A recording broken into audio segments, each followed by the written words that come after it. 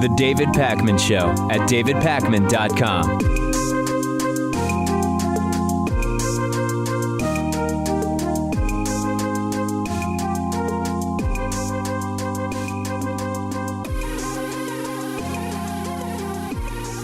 In the continuing gong show of international diplomacy that is being put on by President Donald Trump, he has yet again embarrassed the United States with a hat trick of shame. I'm calling it a hat trick plus one. There was a little bonus, call it an overtime, involving the German Chancellor Angela Merkel. Basically, the new leader of the free world is Angela Merkel, as I've talked about before, as a result of Donald Trump's election in the United States as president. And during Merkel's visit, Donald Trump referred to the United States as a company, called a German media outlet fake news, very awkwardly refused to shake Angela Merkel's hand in the Oval Office, and then also, here's the bonus, did the same thing as what we observed with his meeting with the Japanese Prime Minister Shinzo Abe, where during the sort of two-podium speech that goes on, Trump was seemingly not noticing or not caring that he couldn't understand the language that the world leader was speaking.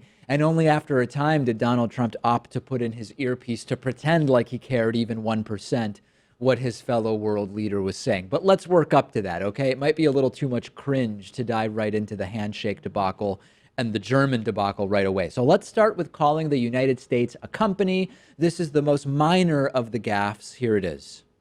We're a very powerful country. We're a very strong country.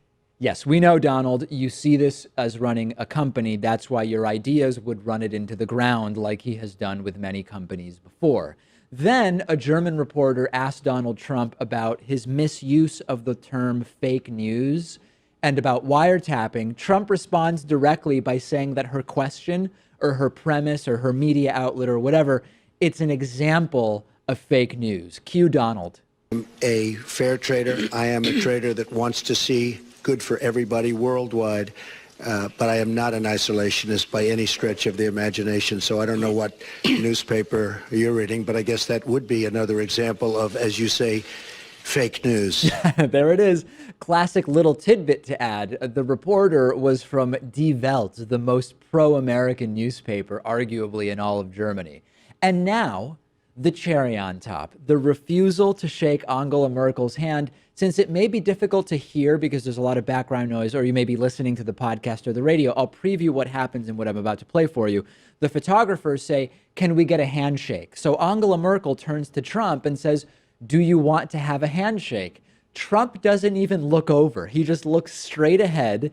And watch Angela Merkel's face, if you're watching with us, where she just projects the just total confusion, which is obviously what many people in the room were feeling. Let's take a look. Thank you. All right.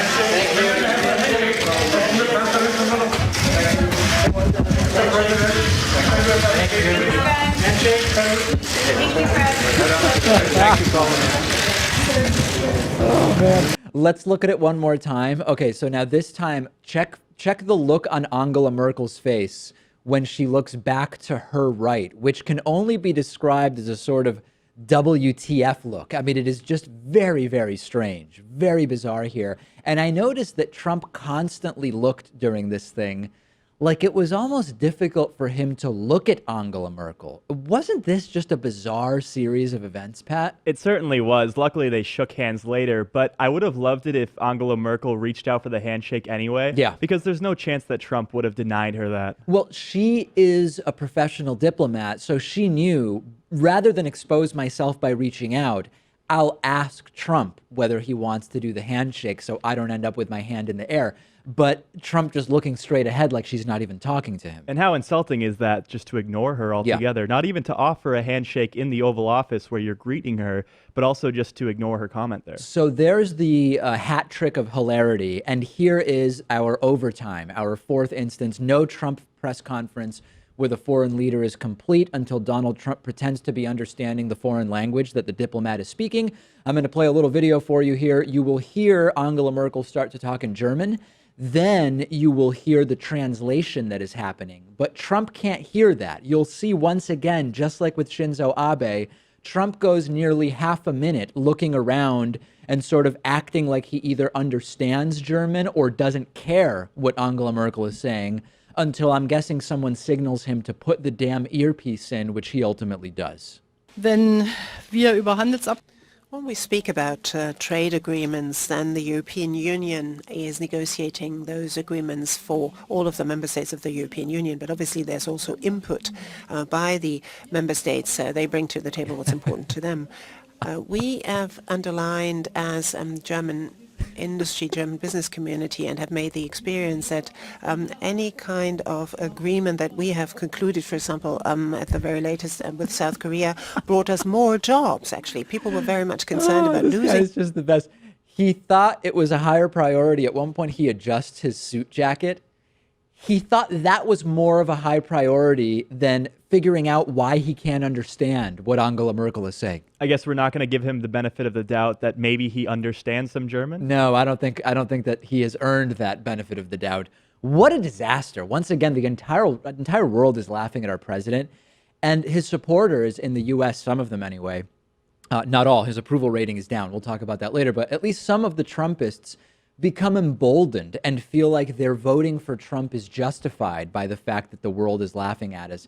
How could these incidents get worse? I mean, it's close to as bad as it could get. He could have conflated the issue where Angela Merkel was wiretapped by Obama with the controversy going on with him. Yeah, right. Of course, back in 2010, the NSA, during President Obama's presidency, was surveilling Angela Merkel's communications. There was evidence for that. We know that to have been true.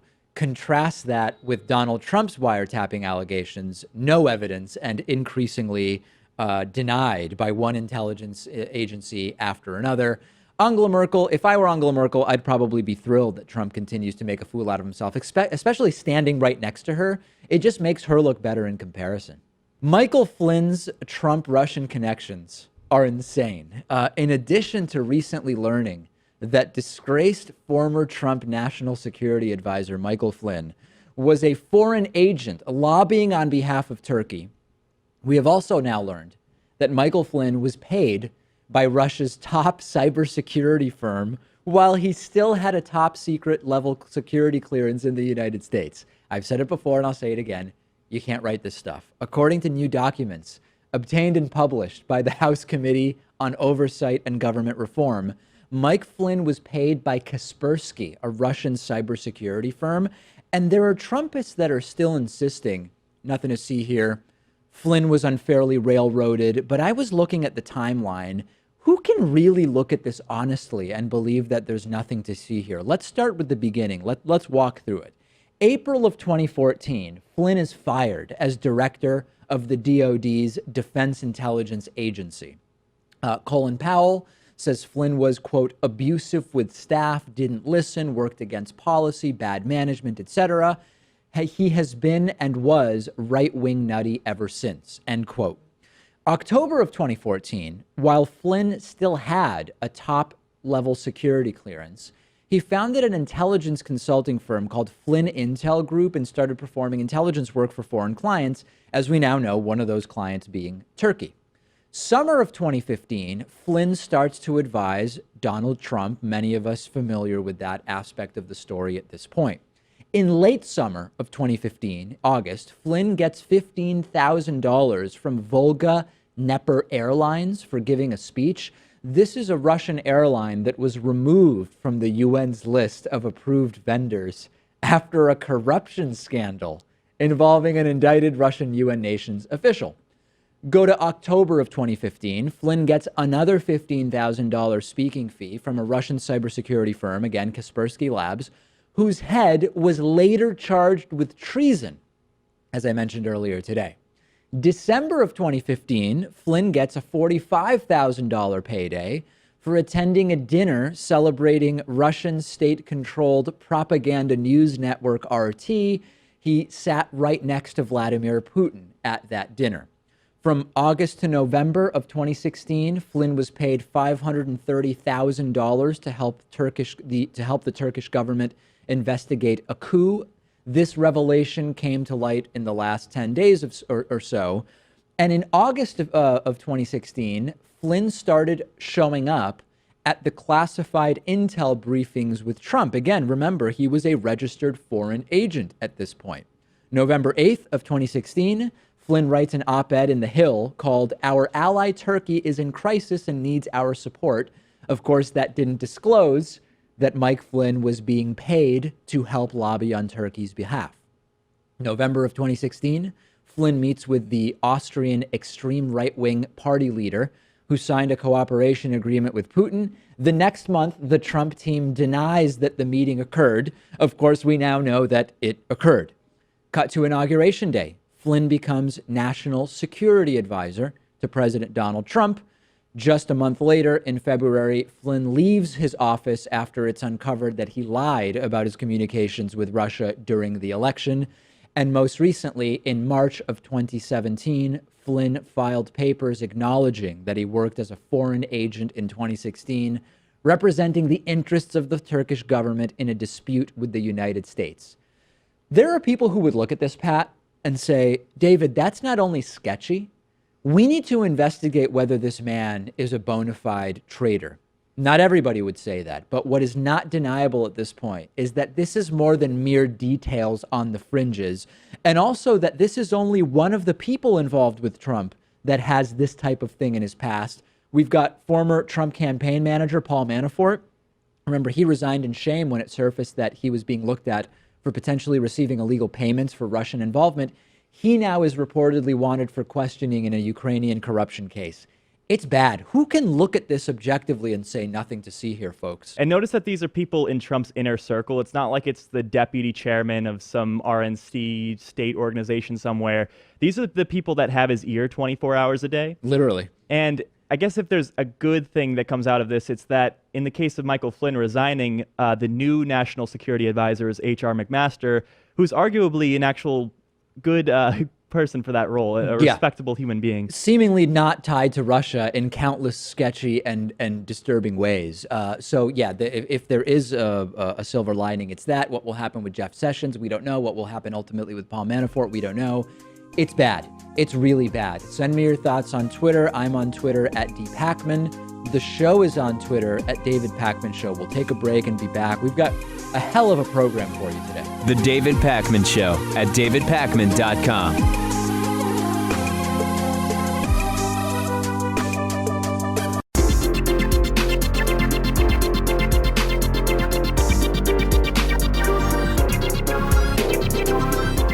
The David Pakman Show at davidpakman.com. Welcome back to the show. Today's new member of the day is Michael K. Trapp. Michael, thank you for being a David Pakman Show member. This is viewer and listener supported media. Our program exists and continues to grow because of people like Michael who have signed up at davidpakman.com/membership. I encourage you to sign up. Also, if you want a discount off of membership, you'll still get all the benefits. Use the coupon code IVoted17. Let's dig into some stories. The backstory, of course, on Donald Trump's Obama wiretapped me thing is that Donald Trump sent a series of tweets several weeks ago saying that President Obama had had his wires tapped in Trump Tower, blah, blah, blah, blah, blah. Increasingly, we know that this isn't true. And Sean Spicer argued within a 48-hour period late last week that both Donald Trump didn't literally mean wiretapped and that Donald Trump stands by the tweets, despite there being no evidence to suggest that he was right, that Obama wiretapped him. A review has now been done of Justice Department documents regarding the allegations, and the Republican House Intelligence Committee Chairman, Devin Nunes, has confirmed that there exists no evidence that Trump Tower was wiretapped, never mind by President Obama or someone acting under Obama's instruction. Republicans and Democrats have both said we've seen nothing from the intelligence agencies suggesting that Trump Tower was wiretapped. Just before today's show, I was listening to head of the NSA, Mike Rogers, and FBI Director James Comey saying we have no evidence that would indicate that Trump Tower was wiretapped. And Donald Trump, bizarrely just refusing to admit that he's wrong, keeps making these strange allusions to future information that will come out. Here's a short clip from his interview on Fox News with Tucker Carlson a few days ago. But we will be submitting certain things, and I will be perhaps speaking about this next week. But it's right now before the committee, and I think I want to leave it there. I have a lot of confidence Why in the not committee. wait to tweet about it until you can prove it? Don't Because- you devalue because- your words when you can't provide evidence? Because the New York Times wrote about it. You know, not that I respect the New York Times. I call it the failing New York Times. But they did write on January 20th using the word wiretap. So can we trust the New York Times or not? I guess only when you agree with it. And then Donald Trump predicted the following. But wiretap covers a lot of different things. I think you're going to find some very interesting items coming to the forefront over the next 2 weeks. Right. Well, here's what no one is talking about. Fiscal conservatives should be furious about this. They are cheerleading the cutting off of tiny spending on social programs in Trump's budget that are actually useful to many people, but they're silent about the taxpayer money that's going into investigations and panels and hearings of bogus allegations that the president makes on Twitter. It's not really fiscally conservative, is it? No, not at all. I mean, you should at least have some sort of basis for your investigation. It seemed like when he released those series of tweets that he was privy to something going on, or maybe someone in the intelligence community said that maybe your wires were tapped by President Obama. You would hope. You would hope. I guess it was just based off an article that was 6 weeks old at the time. Yes, and also, if you actually looked at the different articles that could have been the catalyst for Trump's tweet, there was like a Breitbart article which cited another article which was anonymously sourced, and of course Donald Trump is against the anonymous sourcing of articles in media, as he infamously now said at his CPAC speech. Now that it's abundantly clear that the entire Obama wiretapped me thing is without evidence, can we get back to the corruption and the Russian connections, the disastrous budget, the conflicts of interest, the newly blocked second travel ban, the disastrous American Health Care Act? I checked FoxNews.com. No report about the fact that intelligence agencies are saying, yeah, there's no evidence for this. I checked Breitbart.com when this broke. No report about the fact that intelligence agencies are saying there's absolutely nothing at all to support Donald Trump's allegation. The Trumpists may never learn that this was a completely without evidence allegation because the right-wing propaganda news websites aren't mentioning that intelligence agencies are saying there's nothing to believe here. But I guess in that case, Trump succeeds because that's the whole reason why he made up this controversy, was to, in part, distract from the Russia story, to go on offense. At this point, I don't even know. There's so many scandals. It's not clear what is meant to distract from which other disastrous thing that's going on. And this is having an impact on Trump's approval rating. I want to talk about that next. Donald Trump's approval rating continues to drop down to 37% over the weekend. And you'll notice on this graph that we have that when Donald Trump came into office, his approval rating was quite low already. It dipped in mid-February, and then it rebounded in early March. The approve line, of course, the lighter green line on the bottom, if you're looking at this chart with me, rebounding in early March, but then falling off of a cliff precipitously. And this is from the Gallup presidential tracking poll.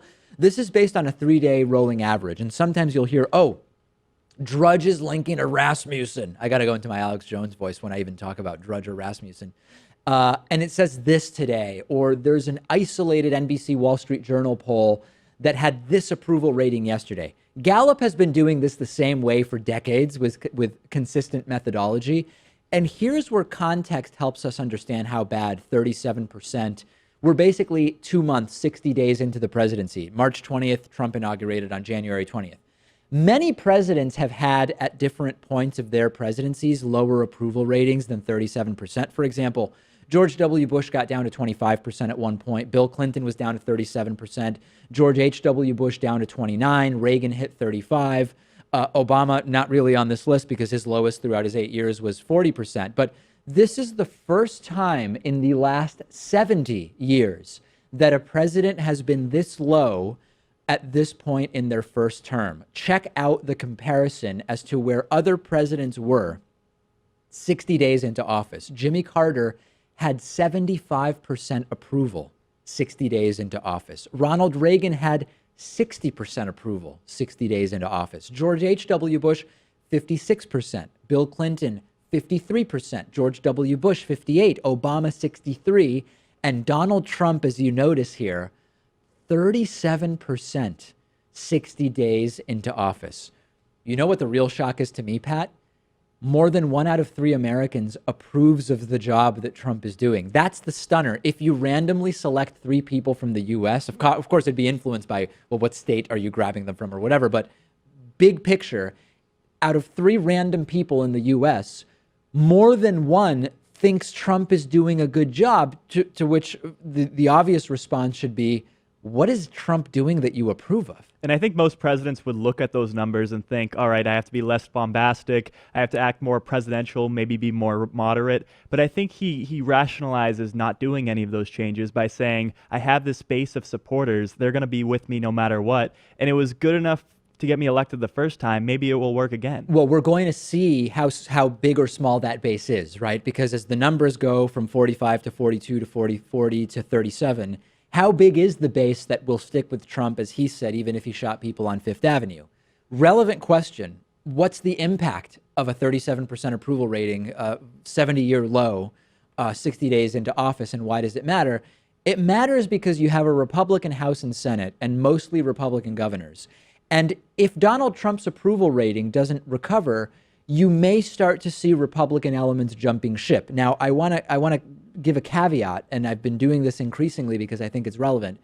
If Donald Trump being in the White House will provide Republicans cover so that they can push their legislative agenda through, as they've been doing, and we've been covering the Republican bills, Republicans may just allow Trump to continue. I think that what will make Republicans publicly jump ship from the Trump train, Pat, would be if they need to in order to help their own reelection chances, either in 2018 or 2020.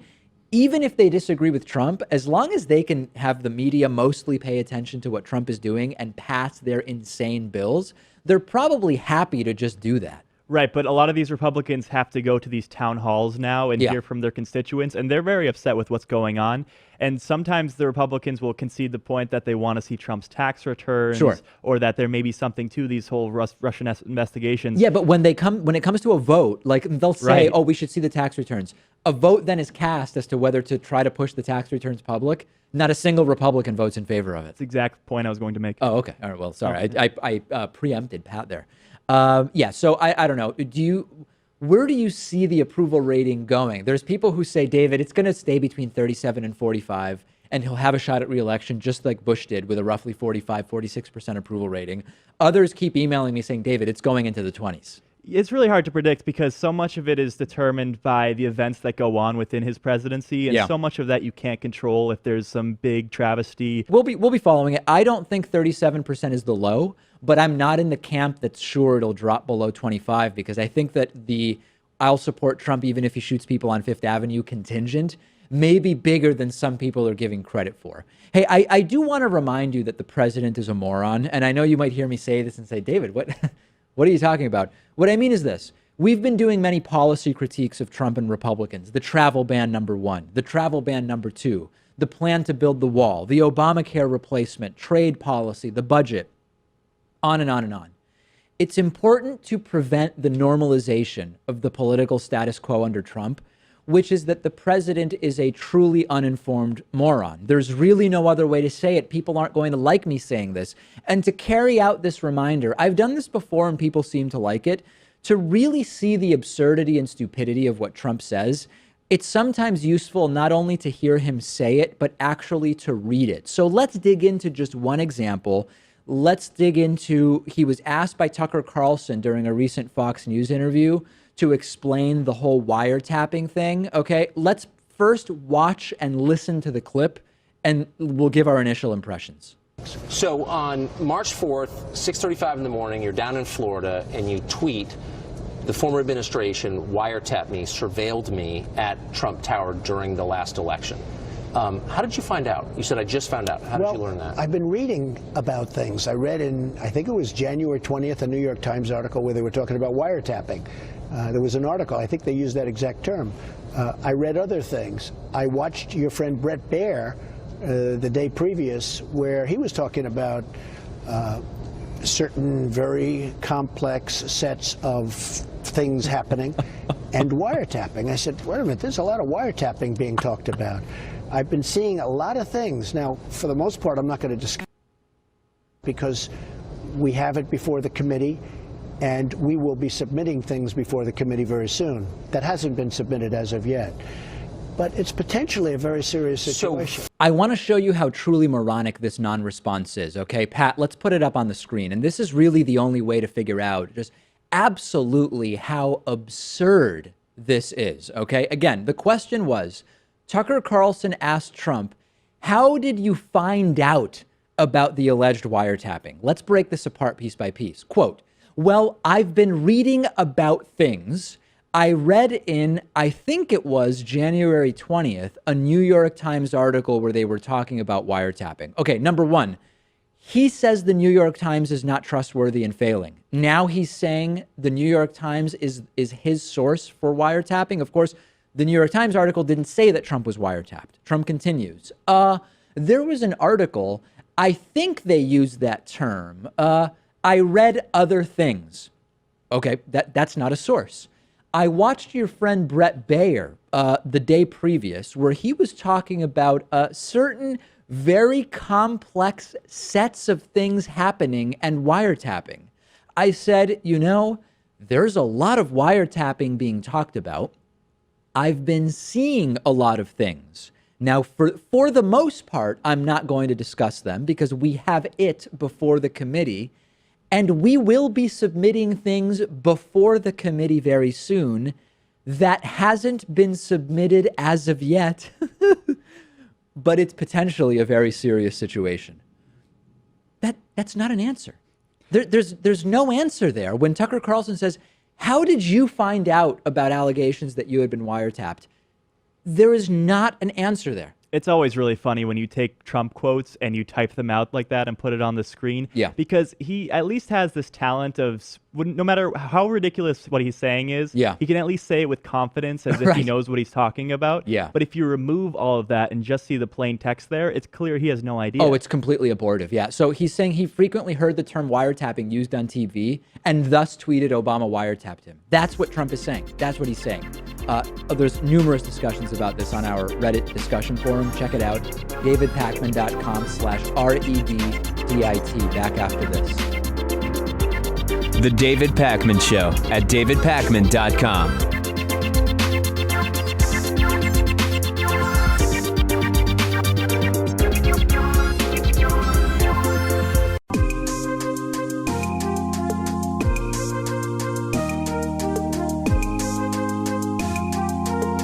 Welcome back to the David Pakman Show.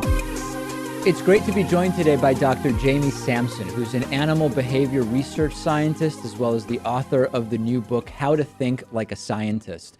It's so great to have you on the program. You know, I couldn't help notice that much of what you write about and talk about in the book seems to have overlap with some basic techniques of epistemology, critical thinking, and sort of challenging where our beliefs come from. Am I right in my assessment that thinking like a scientist includes many of those skills? Yeah, I think that's correct. Scientific thinking is basically just an offshoot from critical thinking. The reason why I picked scientific thinking is because it's more accessible, and I think the examples are more fun. So they're more or less synonymous with each other. It's just a subset, really.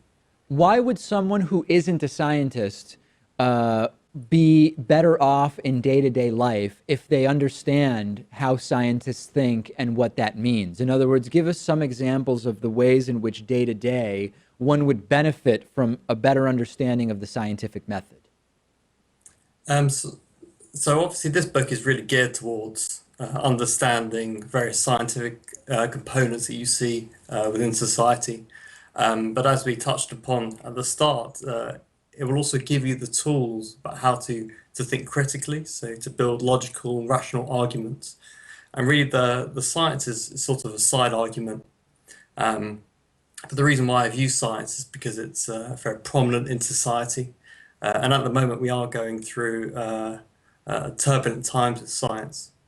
And so this book, it doesn't only help you wade through the science we see in society, but really with big decisions, so such as the European referendum vote or the recent American elections, it really gives people the tools to think more critically, using some fun examples from science, really just to aid in the learning. In the second part of the interview, we're going to dive into some more specific day-to-day, sort of in your everyday life examples of when applying some of these concepts would be useful.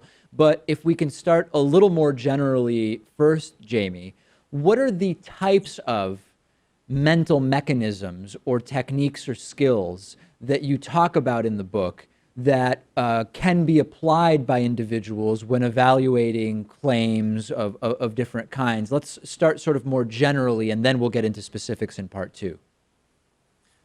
So I think the first thing is really just to determine whether it's a trusted source. And even if it is a trusted source, people really should go and do further exploration. Of course, only if it's a very important topic. If it's about what ice cream flavor you want, it's not really applicable here. But if it's something very important, then you always look at the source. If it's a blog post or a tabloid news media, for example, then you'd want to go and look further into it. Maybe if it's a news article, it has a link to a study or a link to an opinion poll. So the first thing to really do is just to look at the quality of information, and then see whether you can take it further. And then really the next step is then just to follow the breadcrumbs and see where it leads you. Along the way, the most important thing is obviously to have a very open mind about opinions and beliefs. So don't go into an argument or don't really build up a belief about something without really researching it first. So go with an open mind, etc. And try and look at all viewpoints. So don't just look at viewpoints that conform to what you want to believe. To some degree, Jamie, to some degree, it's good to also be able to balance or to avoid, I guess, false balance or false neutrality as well, right? I mean, when I think of science, the issue that comes to my mind is that of climate change and climate science, because often you will hear from so-called climate science skeptics, hey, we want both sides of the story told. And sometimes this can lead to a lack of objectivity and a false neutrality where you might give climate skeptics who represent a tiny fraction of the scientific community the same amount of time or consideration as what is the scientific consensus. So can you address how to both have an open mind and listen to different points of view, but at the same time not fall into this downward spiral of false neutrality? Okay, so I think there are examples where obviously there is very one-sided arguments such as climate change. But if you approach climate change from the other way, if you're a staunch denier and you start looking at blogs on climate change denial, you run the risk of confirming your own beliefs. So you manifest confirmation bias. Right. And so if you approach that with open mind, okay, well, what are the arguments for human-led climate change? And so I think if you go into that argument with a more open mind, then you may change your belief. But it's also, if you are pro-climate change, it's also understanding what the other side argues, that you've got good counter-arguments. Because if you have no idea why someone is a climate change denier, then you're not really going to be prepared to counter their ideas with, in this case, logical arguments as to why climate change is real. To stick with the climate change example just for a second, an argument, I don't know that I even want to call it an argument, an assertion that some climate science deniers sometimes make is, it doesn't matter whether 97% or 99% or whatever percentage of climate scientists believe that humans are impacting our climate. Scientists have been wrong in the past. What do people who make that claim fundamentally misunderstand about the scientific method as it exists today? I think they just feel that science is static. So once you have an answer, that's it. It will never, ever change. And as we know from science, things change all the time. And science is always progressing. if we take evolution, for example, and look at what Darwin wrote about evolution, since Origins was published, it's gone through a drastic change. And it's always changing where new evidence appears. And so with climate change and with evolution, the overall understanding, it will never change. Some of the parts will, some of the small components will, as we develop more sophisticated techniques to, for example, measure ocean temperatures, etc. We will find that there will be tweaks in the idea, but the overall theme will never change because we have so much evidence to back up our arguments. Is there some way in which we can quantify or even qualify the differences in why scientific consensus today is stronger than what would have been considered scientific consensus 300 years ago? In other words, can we point to technology? Can we point to what can we point to say you can't point to a scientific misunderstanding of 300 years ago to imply the same likelihood of one today? I mean, I think it's a plethora of things. So you mentioned technology. So technology is one of the things. Again, with climate science, we have more accurate predictions. Or if we go to my field, which is animal behavior, we have things such as tagging technology. So we tag animals and we can get really accurate daily diary of what they do. So these tools weren't available. And we also have more scientists working on some of the smaller questions. So we have the Einsteins and the Newtons and the Darwins working on a big idea. But science has really developed over the last centuries. So now we have scientists working on very small ideas, and these always add to the field. Before we jump into some specific examples that might relate to people's day-to-day, you talked about in your Reddit AMA about the issue of scientists corrupted by or influenced by corporations or the way that their work is funded. And I think that this will be instantly analogous to many in our audience to the way in which news outlets can be influenced by their advertisers.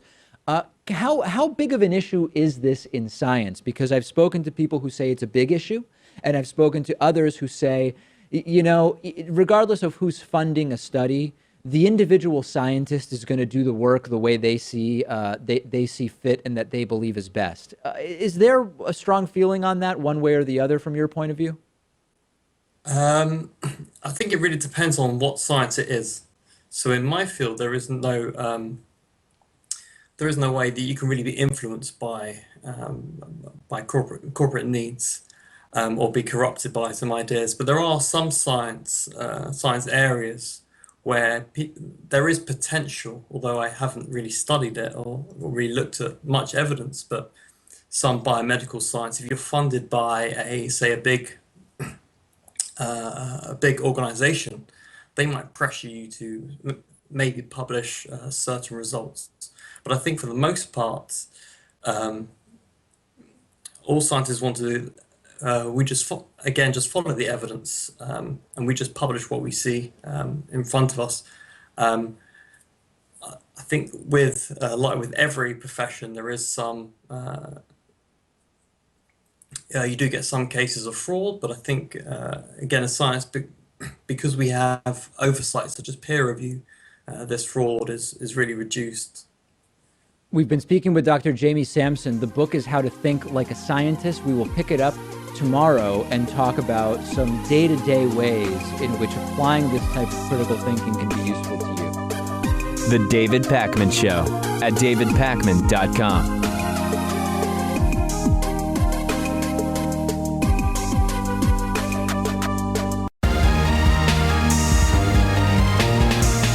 The David Pakman Show at davidpakman.com.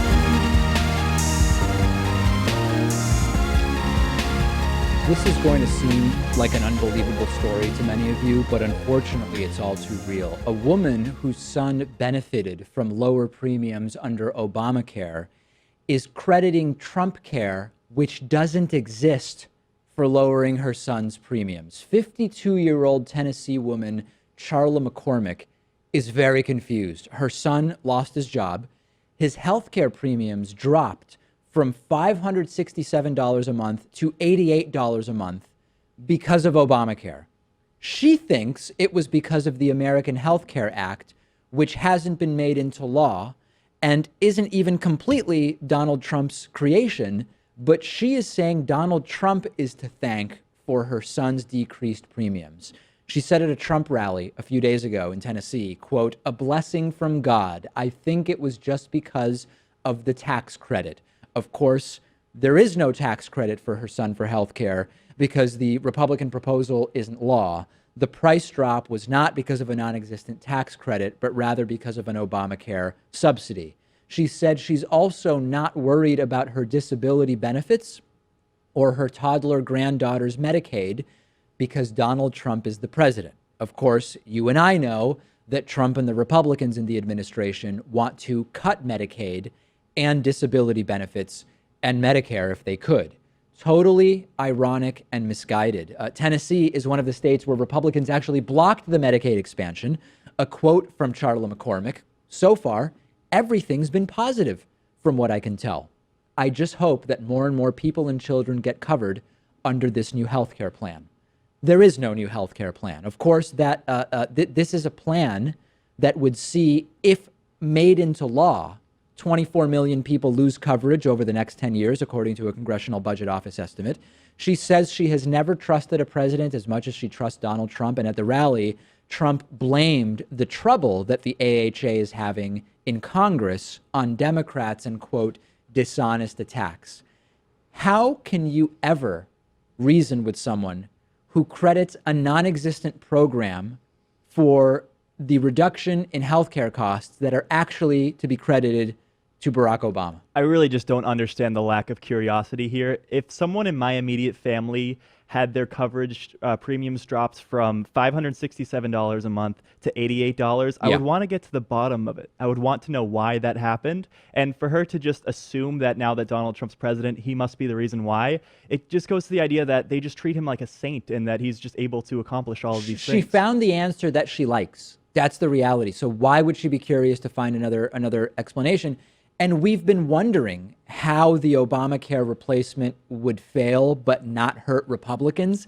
This is an example of how crazy things can happen. This is sort of like explaining to a Republican that abortion rates have fallen for the last 40 years, even though access to abortions has increased. And they'll say, oh, Texas blocked abortion clinics, and that's actually why abortion rates have gone down or something like that.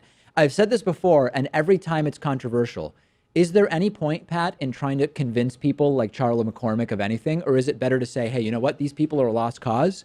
And the real way to win future elections is by turning out voters who are reasonable and connected to reality. And if you think about being an activist in a campaign, what would be more effective? How much time would you need to spend to convince someone who's this deluded to vote for someone else versus just getting 5 like-minded people who might not vote to go and cast a ballot? I think you really should try, because Bernie Sanders has been doing these town halls in states where Trump won. True. And he's been willing to convince those supporters to come to his side and actually cheer for progressive ideas, things like universal health care and the rest of it. You're not wrong, but can you scale that? Can you scale that technique in the same way that working on voter turnout might be scaled? I don't know the answer. And I know every time I mention it, some people email me, they say, David, you're right.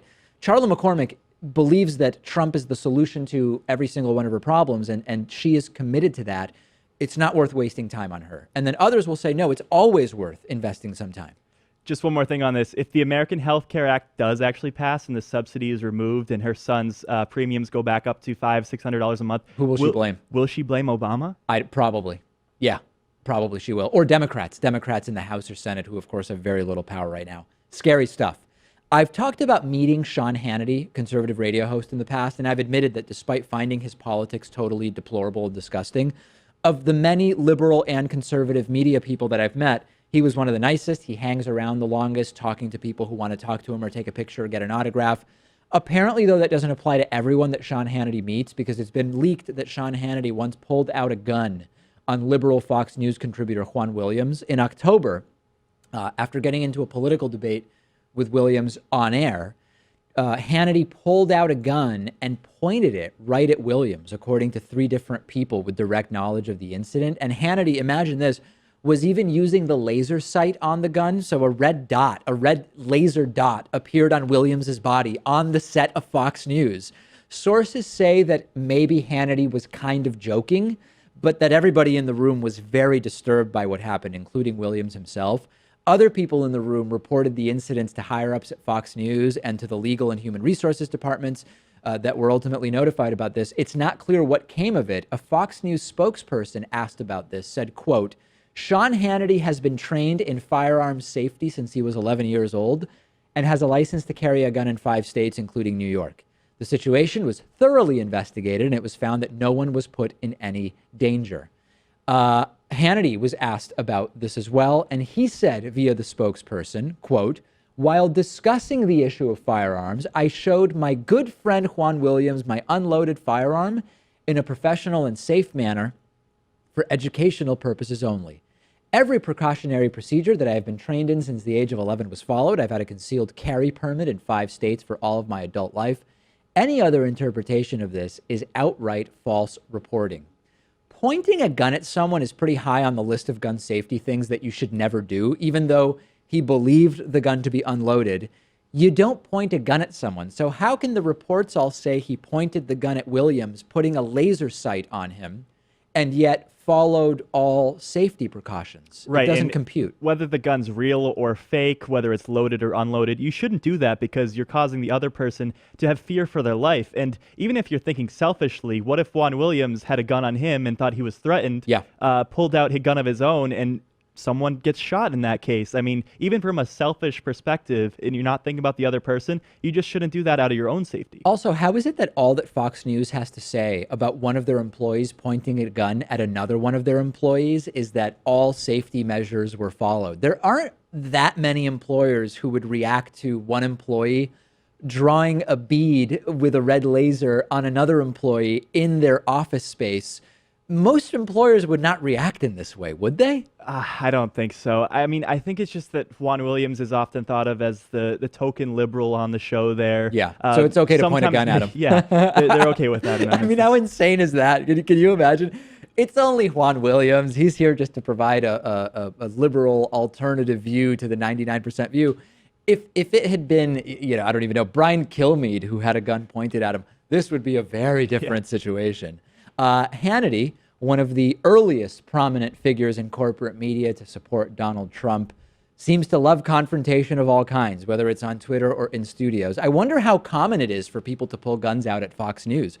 I've been there twice, and in New York City, I didn't see any guns. No. And so I have no idea how common of a thing it is. Well, you should have one of your own just in case that was to happen. Right, the only way to stop Fox News with a weapon is to have one of your own. Have a weapon yourself, yeah. Very, very strange story, folks. We have a voicemail number 219-2-DAVID-P. We had someone who had a very strong and positive reaction to Pat Ford's Keurig-gate revelations. Also, apparently liking David Pakman Show coffee. Take a listen to this. Hi, this is Anonymous from Parts Unknown. I wanted to thank Pat for his bravery. I, too, am a Keurig user. And after hearing about Pat's usage of the reusable Keurig pods and using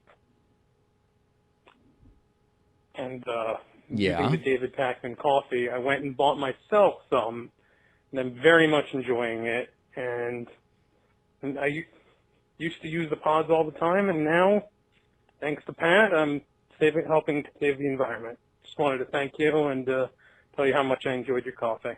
All right. Well, listen, there's nothing better than enjoying David Pakman Show coffee, which you can get at davidpakman.com/gear. My recommendation would be to use a French press or Chemex, or if you get the espresso blended espresso machine. But I guess using recyclable, reusable Keurig pods is better than the ones you throw out. You know what? I'm done trying to hide from this controversy. I've even apologized to those whomever I've offended. Yeah. I've tried to manufacture my own scandals to make up for that and distract. I use a Keurig, and I'm proud of it. Okay, that's all I have to say. Wow, I think I'm going to be described as visibly shaken again as a result of this. On the bonus show today, universal basic income searches are trending. Why? We will talk about that. An Indian engineer named Saddam Hussein cannot get a job. I wonder why. And Mexican tourists are increasingly opting for Canadian vacations over American vacations. We will talk about that and much more. DavidPakman.com/membership is the #1 way to sign up for membership. In fact, it's the only way to sign up for membership. You can also use the coupon code IVoted17 to get a major discount off of your membership. We will speak to you, excuse me, on the bonus show in mere minutes.